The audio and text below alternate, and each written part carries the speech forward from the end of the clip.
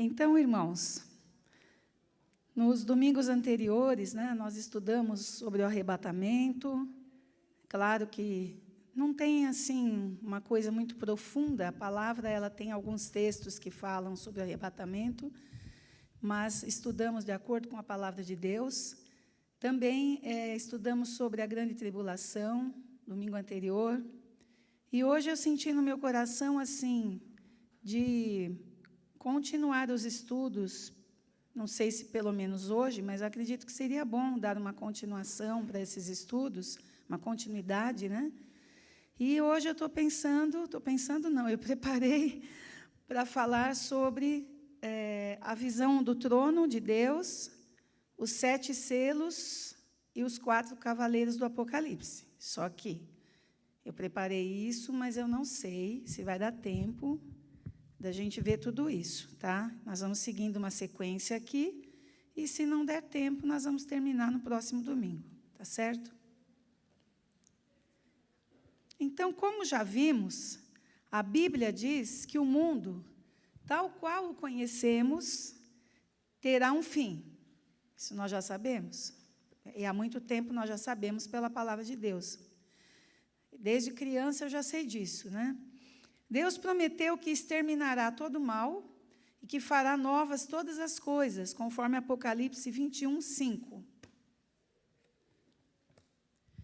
O livro de Apocalipse, ele não está, como eu já falei domingo passado, ele não está desconectado do restante da Bíblia, né? Pelo contrário, ele foi a visão dada a João na ilha de Patmos, né, do final dos tempos, tudo que viria a acontecer. Mas já há profecias na Bíblia, em Ezequiel, em Mateus, né, em várias outras no Velho Testamento também, Daniel, que já falam sobre as coisas que também estão em Apocalipse, né? Então, existem essas menções aí no Velho Testamento. Na verdade, Apocalipse trata do triunfo de Jesus e da sua igreja. Conforme a gente vai lendo Apocalipse, nós vamos vendo que, apesar de tantas coisas que vão acontecendo ali, que estão previstas para acontecer, e são coisas assim realmente terríveis que vão acontecer aqui na face da terra, é o juízo de Deus sobre a terra corrompida pelo pecado.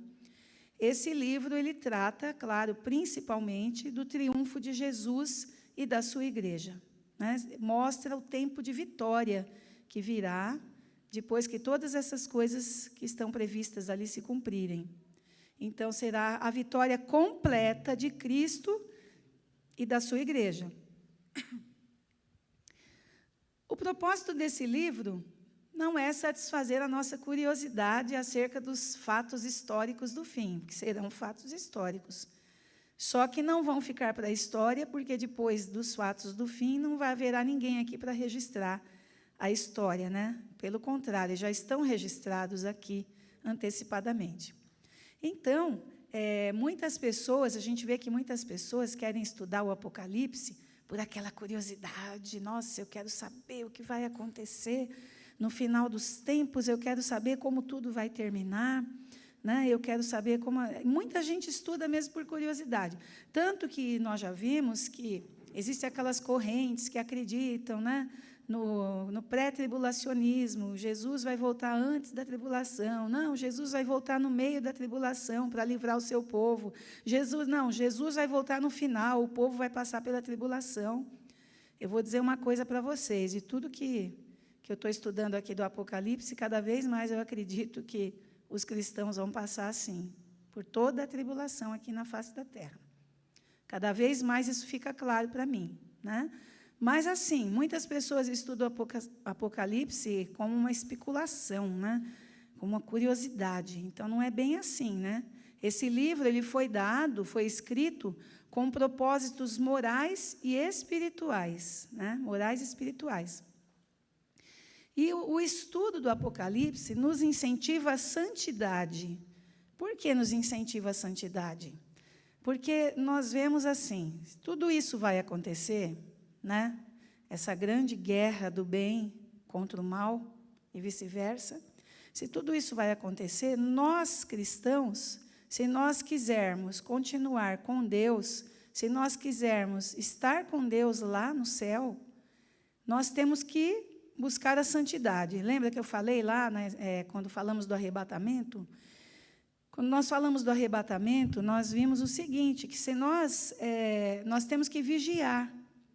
E o vigiar, o que é o vigiar? É ficar olhando para o céu todo dia? Não, eu falei isso para vocês. O vigiar, né, não é assim, será que ele está vindo? Ficar olhando para as nuvens, esquecer da vida, né?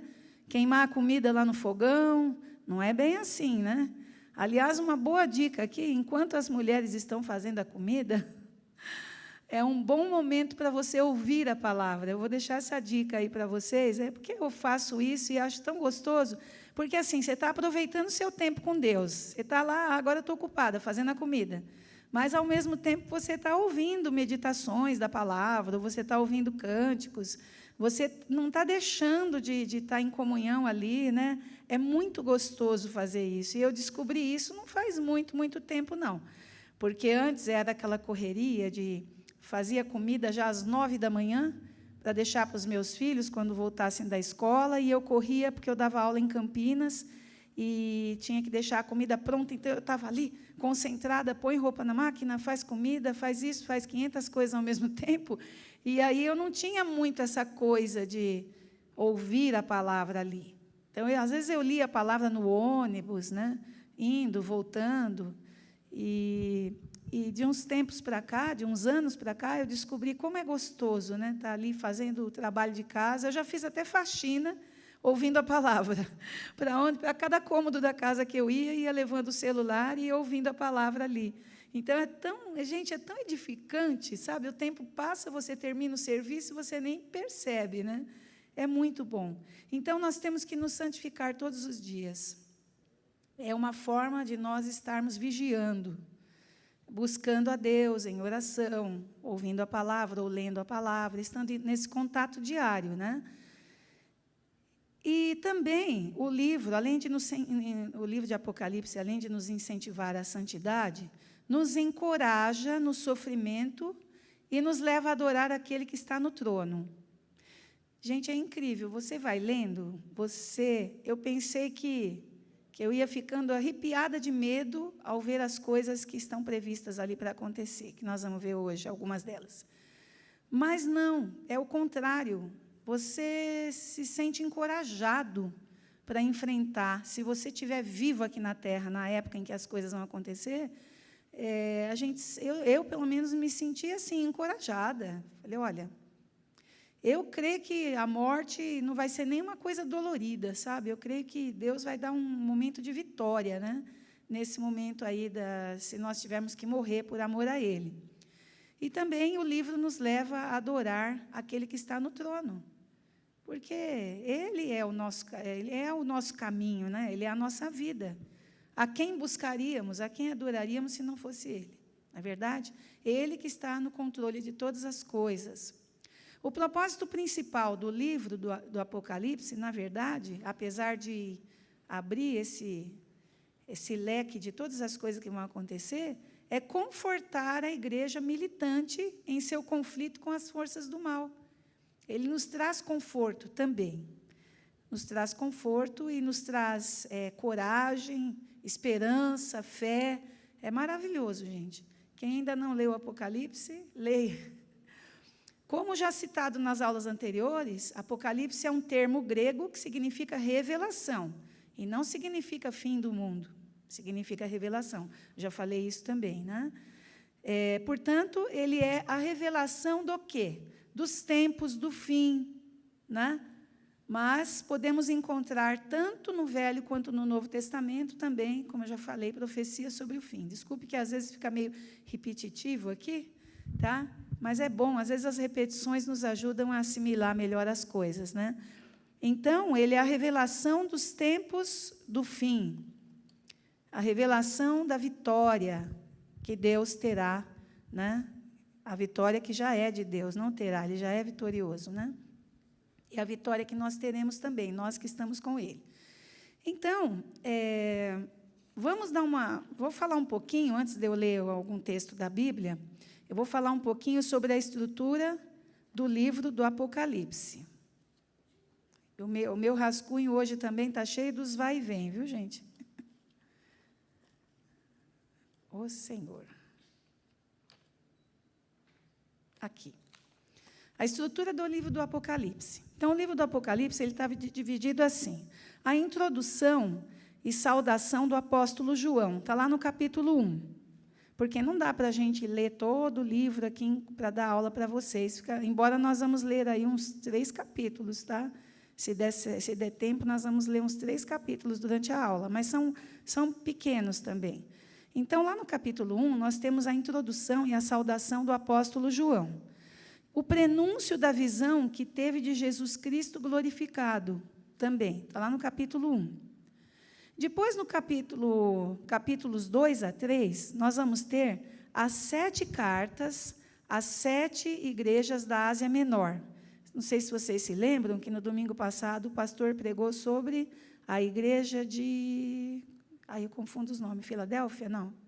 Qual que você pregou? Isso, Laodiceia. Eu troco tudo, viu, gente?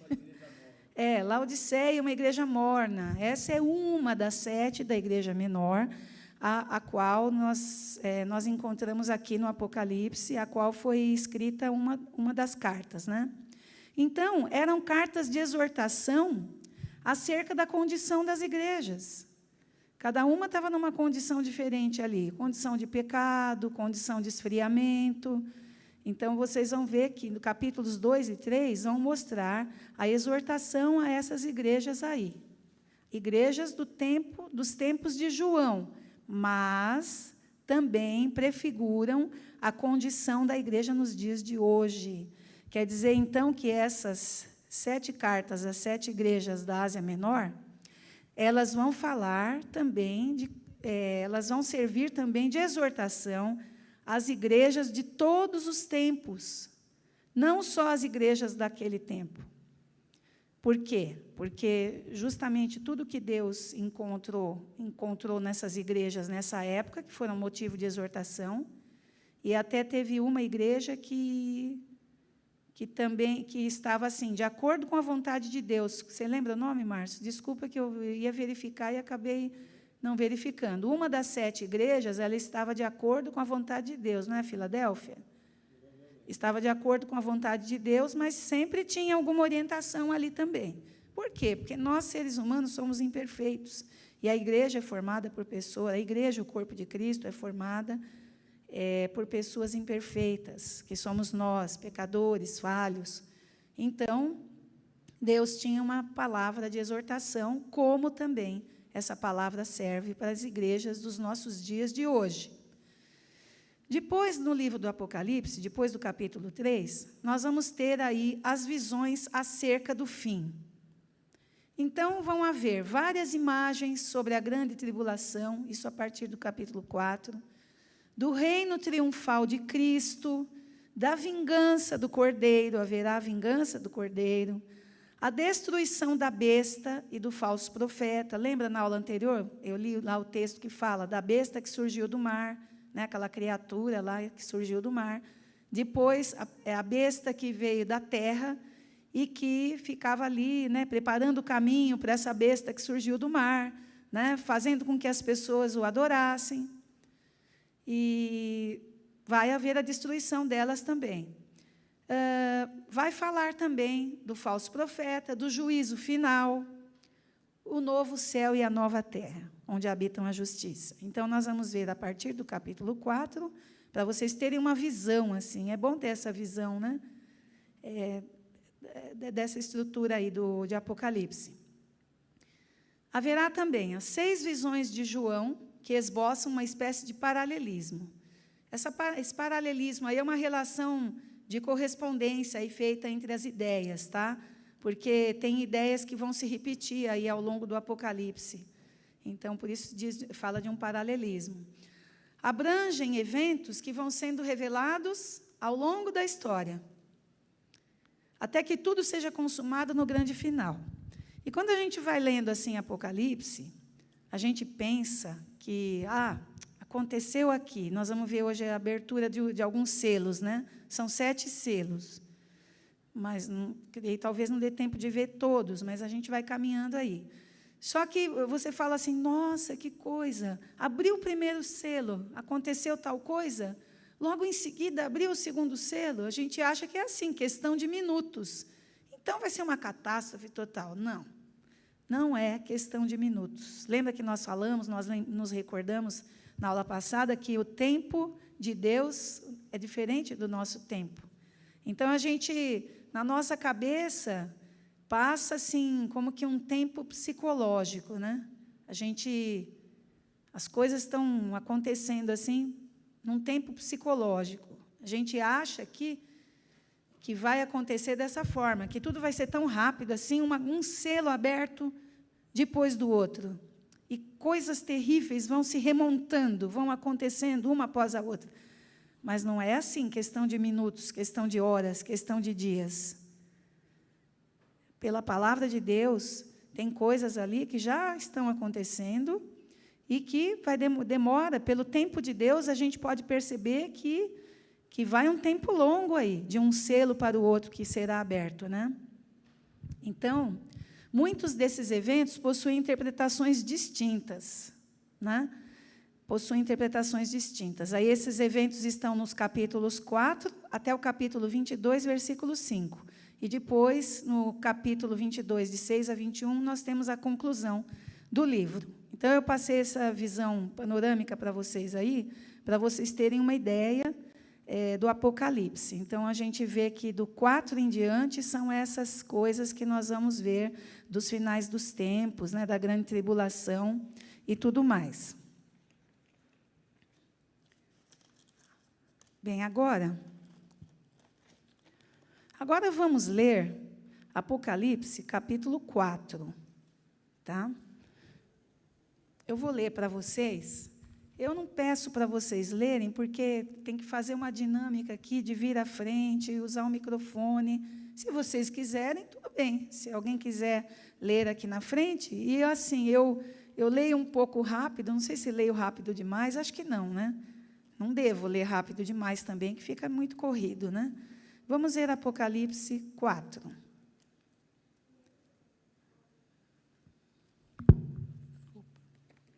Apocalipse 4, a visão do trono de Deus. Então, logo após as cartas que foram escritas para as 7 igrejas da Ásia, essas cartas foram escritas, aí João teve a visão do trono de Deus. Então, vamos lá. Depois destas coisas, olhei, e eis que havia uma porta aberta no céu. E a primeira voz que ouvi, que era como de trombeta ao falar comigo, suba até aqui, e eu lhe mostrarei o que deve acontecer depois destas coisas. Que interessante, uma porta aberta no céu, e essa voz mandando que ele subisse até lá, que João subisse até lá, para ver as coisas que iriam acontecer. Imediatamente eu me achei no Espírito. Ele se achou em espírito ali, no Espírito. E eis que havia um trono armado no céu, e alguém estava sentado no trono. Olha que visão privilegiada que foi dada a João, né? E esse que estava sentado era semelhante, no aspecto, à pedra de jaspe e ao sardônio. O pior é que eu não tive a curiosidade de ver a cor dessas pedras, né? Jaspe é verde, se não me engano. Alguém sabe? Alguém sabe me dizer? Pedras preciosas, né? O aspecto era o aspecto de pedras preciosas, jaspe, sardônio, e ao redor do trono havia um arco-íris semelhante no aspecto à esmeralda. A esmeralda eu sei que é verde. Ao redor do trono havia também 24 tronos. Então, imaginem assim, um trono no centro e ao redor 24 tronos. Assim, eu gosto de ler e imaginando, assim, sabe, quando você vai viajando na sua mente, como se você estivesse ali naquele lugar. E neles estavam sentados 24 anciãos, vestidos de branco e com coroas de ouro na cabeça. Olha que interessante. Do trono saíam relâmpagos, vozes e trovões. E diante do trono estavam acesas 7 tochas de fogo, que são os 7 Espíritos de Deus. Diante do trono havia algo como um mar de vidro, semelhante ao cristal. como se à frente do trono, assim, diante do trono, você estivesse pisando assim no vidro, no cristal, né? No meio do trono e à volta do trono havia também 4 seres viventes, cheios de olhos por diante e por detrás. Imagine uma cabeça assim, ou não sei quantas, vamos ver quantas cabeças tinham aqui, se vai falar aqui.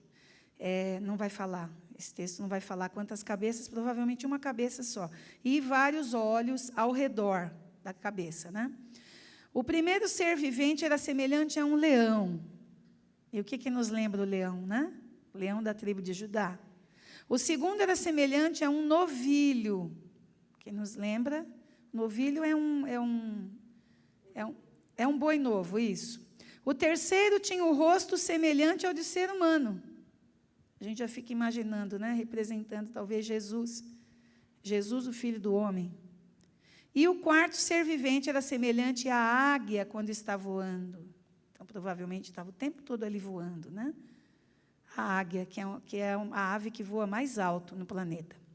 E os 4 seres viventes, tendo cada um deles, respectivamente, 6 asas, estavam cheios de olhos ao redor e por dentro. Esse por dentro, tinha que ir lá no grego para a gente poder entender melhor, né? Não tinham descanso nem de dia e nem de noite. Proclamando, não tinham descanso, mas no bom sentido, né? Por quê? Eles proclamavam, Santo, Santo, Santo é o Senhor Deus, o Todo-Poderoso, aquele que era, que é e que há de vir. Sempre que esses seres viventes davam glória, honra e ações de graças ao que está sentado no trono, ao que vive para todo sempre, os 24 anciãos se prostravam diante daquele que está sentado no trono, adoravam o que vive para todo sempre e depositavam as suas coroas diante do trono. Então, eles tiravam as coroas e depositavam diante do trono suas coroas de ouro. E diziam, proclamavam, Tu és digno, Senhor e Deus nosso, de receber a glória, a honra e o poder, porque criaste todas as coisas e por tua vontade elas vieram a existir e foram criadas. Então, esse capítulo 4 aqui, ele está mostrando a visão que João teve do trono. A visão que ele teve do trono e das criaturas que estavam ali, que ele viu também. As criaturas, né? Óbvio, criadas por Deus, que estavam ali. E essas criaturas, existe toda uma simbologia aí dessas criaturas, né?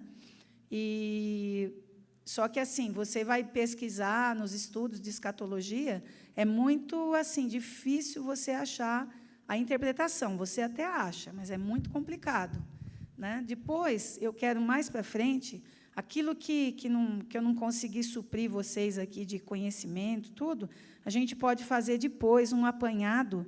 Eu gostaria de, numa aula mais para frente, eu trazer assim, uma revisão, um apanhado projetado ali, para vocês terem uma visão melhor. Eu não estava em condições de preparar nada assim para projetar, mas depois a gente vai fazer uma revisão, um apanhado, tá certo? Das principais coisas que tem aqui em Apocalipse. E aí, o capítulo 5 vai falar do livro, né? Eu vou ter que ler em sequência aqui para vocês entenderem, até chegar no capítulo 6, que nós vamos ler de pouquinho o capítulo 6. O capítulo 5 fala do livro e o cordeiro. Vi na mão direita daquele que estava sentado no trono um livro em forma de rolo, escrito por dentro e por fora. Então, era frente e verso, né? E selado com 7 selos. Vocês viram que esse 7 está aqui na palavra, que é o número de Deus. E nós já vimos que é o número da perfeição, é o número de Deus. Vi também um anjo forte, que proclamava com voz forte, quem é digno de quebrar os selos e abrir o livro? Ora, nem no céu, nem sobre a terra, nem debaixo da terra, ninguém podia abrir o livro, nem mesmo olhar para ele. E eu chorava muito, João, né? Chorava muito, porque ninguém foi achado digno de abrir o livro, nem mesmo de olhar para ele. Então, um dos anciãos me disse, não chore, eis que o leão da tribo de Judá, a raiz de Davi, venceu para quebrar os 7 selos e abrir o livro. Então vi no meio do trono e dos 4 seres viventes, e entre os anciãos, em pé, um cordeiro que parecia que tinha sido morto. Nós já sabemos quem é, né? Ele tinha 7 chifres, bem como 7 olhos. 7, os chifres também, pela Bíblia, o chifre é símbolo de autoridade, de poder, né? Bem como 7 olhos, que são os 7 Espíritos de Deus enviados por toda a terra. O cordeiro foi e pegou o livro da mão direita daquele que estava sentado no trono. Só poderia ser Jesus mesmo para abrir esse livro, não é mesmo? Ele que morreu por nós, ele que sofreu, só poderia ser ele mesmo. E quando ele pegou o livro, os 4 seres viventes e os 24 anciãos se prostraram diante do cordeiro, tendo cada um deles uma harpa e taças de ouro cheias de incenso, que são as orações dos santos. Quer dizer que lá no céu, o incenso, as taças de ouro cheias de incenso, esse incenso, são as nossas orações. Olha que coisa maravilhosa, né? E cantavam um cântico novo, dizendo: digno és de pegar o livro e de quebrar os selos, porque foste morto, e com o teu sangue compraste para Deus os que procedem de toda tribo, língua, povo e nação. E para o nosso Deus os constituíste reino e sacerdotes, e eles reinarão sobre a terra. Olha aí a promessa de nós reinarmos sobre a terra. Vi e ouvi uma voz de muitos anjos ao redor do trono, dos seres viventes e dos anciãos, cujo número era de milhões e milhares de milhares. Não eram poucos, proclamando com voz forte: digno é o cordeiro que foi morto de receber o poder, a riqueza, a sabedoria, a força, a honra, a glória e o louvor. Então ouvi que toda criatura que há no céu e sobre a terra, debaixo da terra e sobre o mar, e tudo que neles há, estava dizendo: aquele que está sentado no trono e ao cordeiro, sejam o louvor, a honra, a glória e o domínio para todo sempre. E os 4 seres viventes respondiam: amém. Também os anciãos se prostraram e adoraram. Bom. Você tinha pedido, eu pesquisei aqui, sobre o jasper Tá. e o sirdônio. As cores das pedras. Eram pedras vermelhas. Jaspe. Simbolizavam a santidade de Deus, naquele contexto da visão do Jaspe e sardônia, né? Sardônia. Eram variáveis da mesma pedra. Vermelhas, às vezes roxa, e essa pedra, o jaspe, vermelho, sangue, ou rubi, dão a ideia de glória. Você não quer falar aqui? Então, a Paula havia perguntado o que é o jaspe, que são realidades muito distantes de nós, né? E o jaspe e o sardônio eram variáveis da mesma pedra, da cor rubi, que indicam glória e sacrifício. Então, todo hebreu lembraria que a primeira pedra no peitoral do sumo sacerdote era sárdios, e a última, jaspe, ou diamante. Essas pedras traziam os nomes das tribos de Israel. O sumo sacerdote, no Antigo Testamento, usava em seu peitoral. Então, dentro daquele contexto da visão da glória de Deus, faz sentido estas pedras dentro da cultura deles. A gente já lê meio com medo o Apocalipse, né? Porque é a glorificação do Cordeiro, mas a gente não é o fim do mundo, mas dá uns medos aí, né? Depois a gente vai lendo o Apocalipse, e aí a gente acaba aprendendo o Apocalipse nos filmes de Hollywood e nas canções dos roqueiros heavy metal, notadamente com uma linguagem anticristã. E isso não é a verdade. Então, por isso que é muito importante o que nós estamos fazendo aqui.